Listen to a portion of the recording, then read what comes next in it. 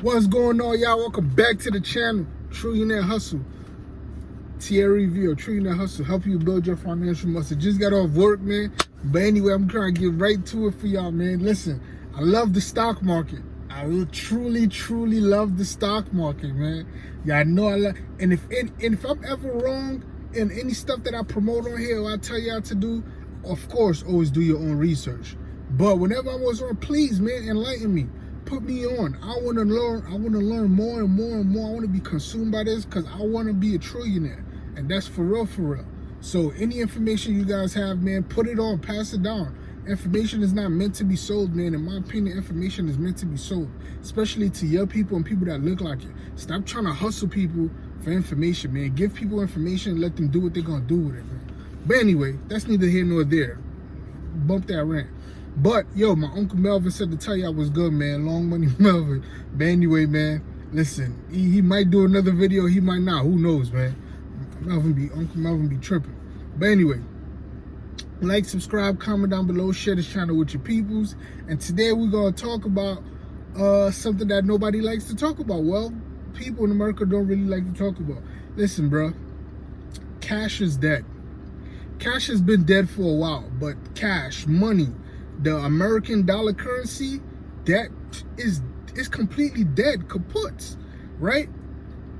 And we still use, put it like this, let's put it to you like this, right? Since I believe, if my numbers are correct, and please always fact check me, do your research, right? We came off the U.S. currency. The U.S. currency came off the gold standard. That means for every dollar that was out in circulation, there was a piece of gold back in that dollar. We came off that standard in 1968 due to Richard Nixon, right? Now, since 1968 till 2021, there's been nothing back in the U.S. dollar. And every year since 1968, I believe, we've been adding debt to the dollar by inflation by 3%, right? I mean, the dollar's value has been going down by 3% every year since 1968 due to inflation.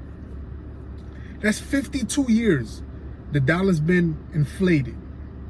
At some point, guys, you got to pay the piper. At some point, like, there's gonna come a time where we're gonna get a crazy inflation boost to make up for all the little inflation that we still didn't make up for. And it's just gonna get crazy. So that's why we don't like to invest in companies that has debt, right? So it's like the dollar is indebted to itself, and every year the inflation go up, is indebted even more to itself. And there's nothing backing it. Like, I know it's kind of a hard concept, but it makes sense. I just want you to understand that. Something that has no value behind it, it constantly obtaining debt through inflation because it's being valued less. And it's just a never under circle, and it was worth nothing. It's like, no, it's not that it's worth nothing. It's just that the value of it is completely destroyed, right? So with that being said, guys, with that being said, it's like, eventually what's gonna happen? Eventually we're gonna have a year where we're gonna have a 12% inflation. I believe that. We're gonna have a year where we're gonna have a 12% inflation one time. That's gonna be in order to make up for all the other years of inflation that they couldn't adjust to. I know it sounds confusing, but just stay with me, right? Here's one thing to think about. All of these stimulus checks, right? We think it's a great idea, but let's be honest. What did we really do with the stimulus check? Most people, for the most part, right? Most people say, yeah, I'm gonna invest, I'm gonna do this, I'm gonna start a business. No, we didn't. What we did, we probably paid like a couple bills for $400 or $500, and then we blew the rest. We blew the other $700. That's what most people did with the stimulus check. Because the fact is, it's not the point of you having more money or you getting more money to take care of everything. It's the mindset. If you have a broke mindset, a spending mindset, having more money doesn't fix your broke mindset or spending mindset. Having more money just makes you spend more. You feel me? So we all have to work on changing our minds, man. Reading the right books, getting the right knowledge, changing the way we spend, changing the way we interact with stuff. Stop looking at people influencing us to buy stuff, man. Stop buying. You know what I mean? I don't really need to go on the rent right now. That's not what I'm trying to do. But the stimulus check, we think it was a great idea. But yes, it seems like a great temporary. It's like a Band-Aid. It's a great temporary idea. But for the most part, we got to get the country, the whole, to change their mindset and how they use money. That's what's really going to save us. All right, and they're talking about doing another stimulus check, which is going to put the dollar with what I just went even into more debt. Every time we print money, we do a stimulus check. There's nothing back in it. There's nothing back in the dollar. And then we print more money on top of it for the stimulus check where there's nothing back in it. And we're in a pandemic, meaning business has stopped. So we're even putting that dollar into deeper debt, right? So just for real, man. And just be careful with your money. Think of the last time you actually used the dollar. Guys, if we all right now, there's not even enough dollars, physical dollars, to counter the amount of money, right? Think of it this way.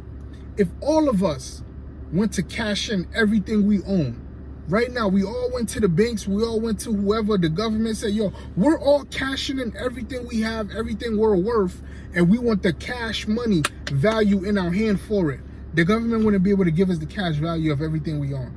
Everybody at the same time cannot get the same amount of cash of everything they supposedly own is worth. It's just not gonna happen. There's not even enough dollars to back the money that's circulating. Money that's circulating. Okay. And when the last time did you get paid? Your direct deposit hit, whether it's from a check, whether it's from a job, or whether it's from entrepreneurship, or whether it's from a business you own, because entrepreneurship is different than a business you own. But all of that, when's the last time did you get paid and you actually took the cash out, held the cash in your physical hand, and did your daily transactions with the cash in your physical hand? That doesn't happen.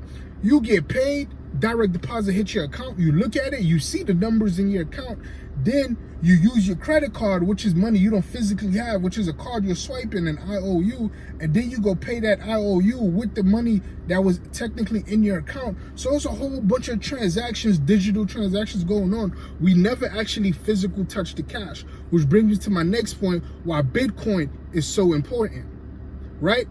Listen, cash is dead, Bitcoin is king. Like, Bitcoin, even if Bitcoin is not king, the idea of Bitcoin is king, right? So digital currency, we already been transacting in digital currency. We're still calling it money, right? But Bitcoin now, which completely removes the bank from the equation, right? That's why its value is going up, because we're now realizing like the dollar's not worth anything. What are we doing still using this model? Here's a different form of currency that's kind of uncontrollable by one central location, and we can all agree to this around the world. Is one form of currency that can all be agreed to around the world. So that's why people are still going to, more people starting to go towards the cryptocurrency space, right? So more people going towards the cryptocurrency space.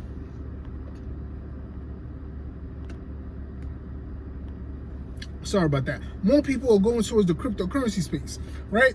So with that being said, that's why you see, like, when the stock market is down, crypto's up. That means when people are less sure of the stock market, the thing they were so sure of, that is so, the crypto goes up, because they're like, all right, we're gonna go ahead and jump onto crypto, because, you know what I mean? But when business is booming, everything is flowing right how it's supposed to, it goes up, and then crypto comes down, because crypto is still iffy. So they don't know whether to stay in crypto or to go back to the regular thing. But what I'm saying is, while crypto is iffy, this is your chance. You who's watching this video, this is your chance to get in crypto, buy low, and hold and ride that thing all the way up. Now, 2 cryptos I'll definitely say to get with. We're not going to make a whole video about, because there's thousands of different cryptocurrencies. Thousands. We couldn't make a whole video about the thousands of cryptocurrencies. Bitcoin, because Bitcoin is the first to market, just like Mercedes-Benz is the first to market with cryptocurrency, right? It's only 21 million ever been made.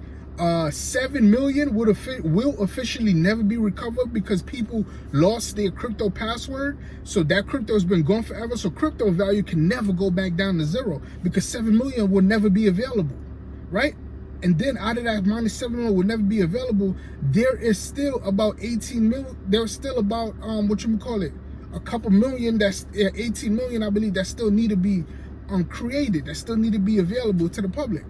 So crypto is big. And then what does crypto sit on top of that makes it work? Which is Ethereum.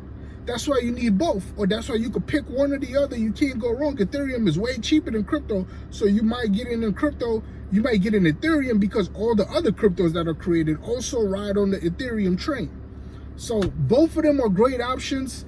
Dogecoin, I like Dogecoin personally, but Dogecoin is tricky. You feel me? Dogecoin, unless you have other investments and you know what I mean, you're not really messing with Dogecoin. Dogecoin is a do your own research thing, man. For real. Dogecoin is tricky. But I have Dogecoin. I don't care. I know what I'm doing.